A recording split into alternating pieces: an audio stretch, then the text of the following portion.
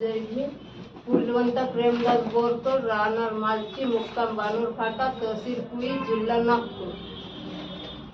काय प्रसंग घडला, तुम्ही इथेपर्यंत आले प्रेस घेण्याकरता?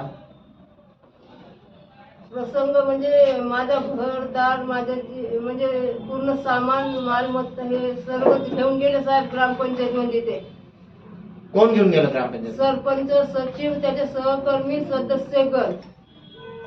कशा करता घेऊन गेले?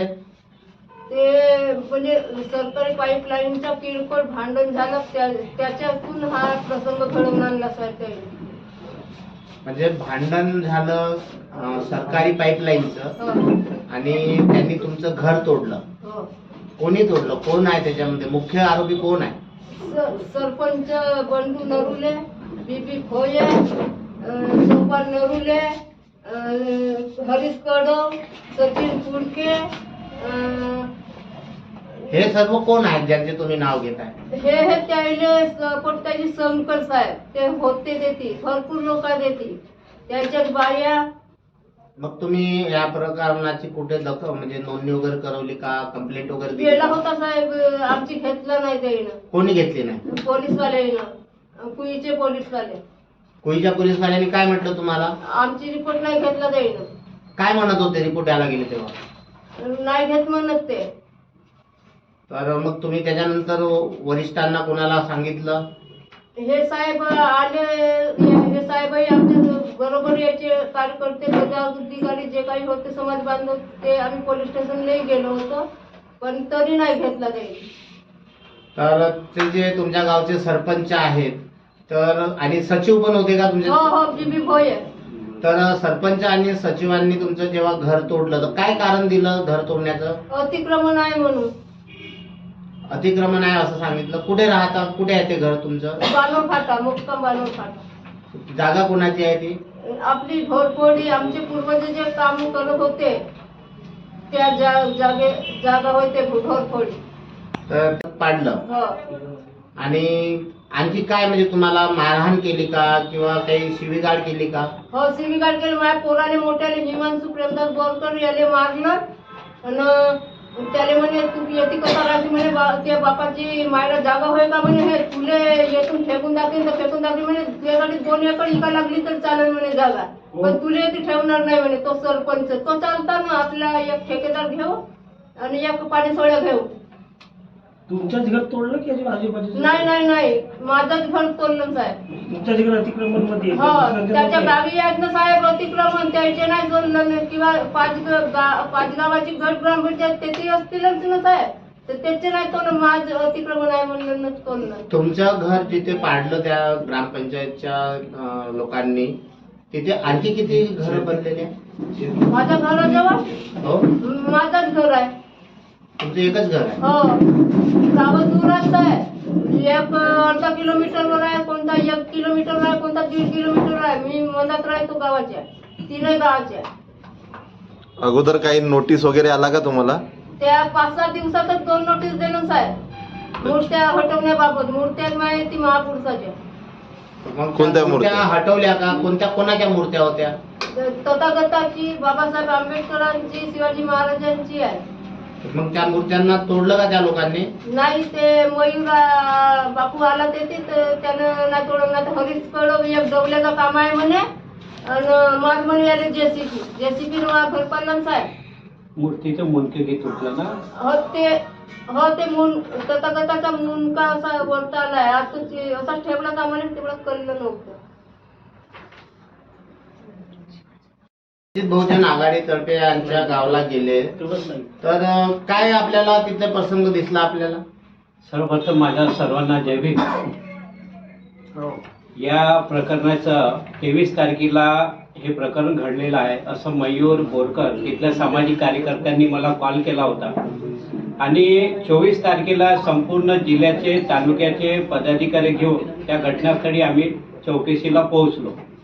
या घटनास्थळी पोहोचल्यानंतर आम्हाला समजायला आलं की सरपंचांनी जो नोटीस दिलेला होता त्या नोटीसमध्ये उल्लेख केलेला होता 23/1/2025 आम्ही अतिक्रमणची कारवाई करायला येतो. म्हणजे 2026 सुरू आहे, त्यांनी त्या नोटीसला लिहिलं आहे 2025. ही सगळ्यात मोठी त्यांनी चूक केली. दुसरं, वडिलोपार्जित 30 ते 35 वर्ष जुनं मकान, जे कच्चं मकान होतं, 30-35 वर्षापासून यांची मुलं तिथं जन्माला आले, यांचं लग्न तिथं झालं.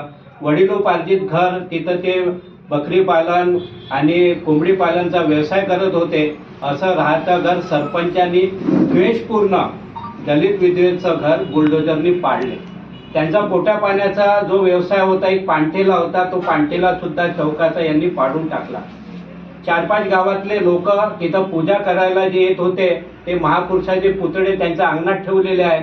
त्या पुतळ्यामध्ये शिवाजी महाराजांचा पुतळा आहे, बाबासाहेबांचा आहे, तथागत बुद्धाचा आहे. त्या पुतळ्यांचे विटंबना सुद्धा झालेली आहे. त्या पुतळ्याचा हात आणि मुंडकी सुद्धा तिथं तोडण्यात आलेली आहे.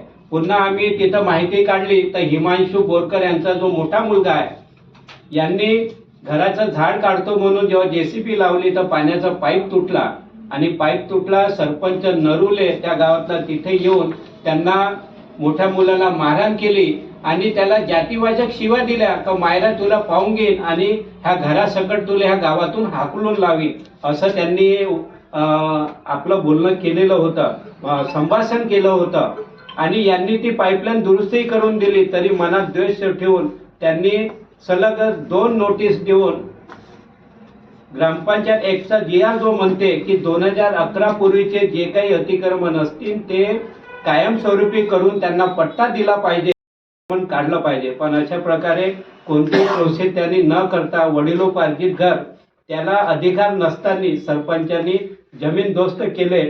आणि एक विधवा महिला आणि जी अनुसूचित जातीची आहे, ती अनुसूचित जातीची महिला असून त्याला माहीत असल्यावरही त्यांनी ही कारवाई केली. म्हणून आम्ही पोलीस स्टेशन कोही गाठले आणि PI काडे साहेबांना वंचित बहुजन आघाडीतर्फे निवेदन दिले आणि त्याच्यात मागण्या केल्या.